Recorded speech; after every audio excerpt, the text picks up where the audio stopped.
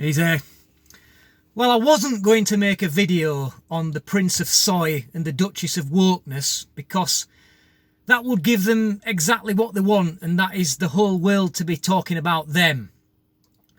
So I'll approach it in a slightly different way and base it around what's happened to Piers Morgan. Now, when it comes down to Piers Morgan, I sometimes agree very strongly with what he says. On other times, I strongly disagree with what he says. So I tend to take him on a case-by-case basis. But in this case, I stand completely behind him. And that when he said that he doesn't believe a lot of the things that Meghan said in this interview. Well, I don't believe a lot of it either, particularly when it comes down to the mental health and a little bit about the racism. If you notice how it has been choreographed, hasn't it, to cover the two things that people feel they daren't criticise under any circumstances: racism and mental health. But when it comes out of the mental health, the reason I don't believe it is as follows, is that when people feel suicidal, it is generally that they fall into two types of category for the most part. You've got those people who have clinical depression, where it's a mental illness. It doesn't matter what they have in their bank balances, what their lives are like, it affects them. You know, people tend to dismiss it. They say, well, what have you got to be depressed about? You've got all the money that you could ever want. Well, it doesn't work that way. If they are clinically depressed, they still suffer from depression. Then you have the other type, where you've got people who are facing nothing but constant hardship in their lives. They may not know where their next meal is coming from. They may be struggling to pay their next rent month. And if their lives go on one downer after another, that can eventually make people depressed and take their own lives.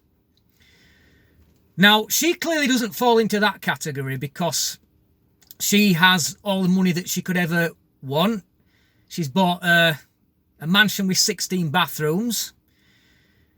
So she says that she feels suicidal because of a few things that the royal family didn't said. Well, that doesn't hold water with me, because if she did feel suicidal on the back of just one thing that they said, people don't suddenly become suicidal like that. They're not suddenly enjoying their lives and then all of a sudden somebody says something or does something and then straight away they feel suicidal. It doesn't work that way. Unless, of course, they are in category 1, where they're suffering from the mental illness and they don't know it, in which case it can trigger it. But she certainly isn't suffering in the way that many people are suffering right now. So I'm afraid that it doesn't hold water with me, doesn't that?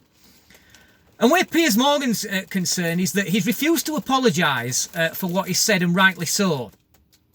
But before he talks about respecting free speech, I think that he should learn how to respect other people's free speech. That's a hail shower.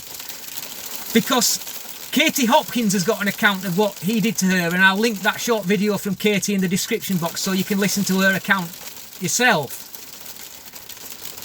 But I don't believe that in the same way as when I made the video about Caroline Flack. Now, I have gained a good few subscribers since I made that video, so I will link that video in the description box as well so you can see what I said about Caroline Flack.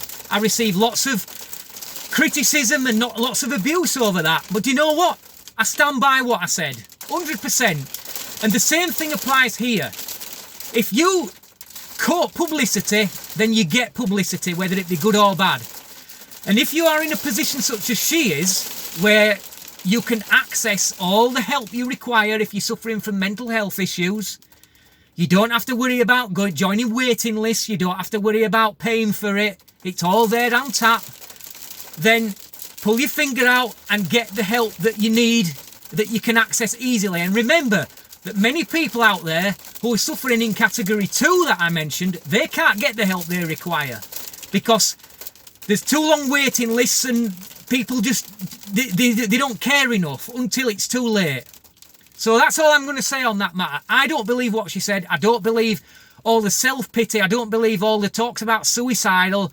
I just don't buy it. This is an exercise in self-pity and an exercise in attention-seeking and nothing more. And the best way to deal with these two petulant pricks is to just completely ignore them.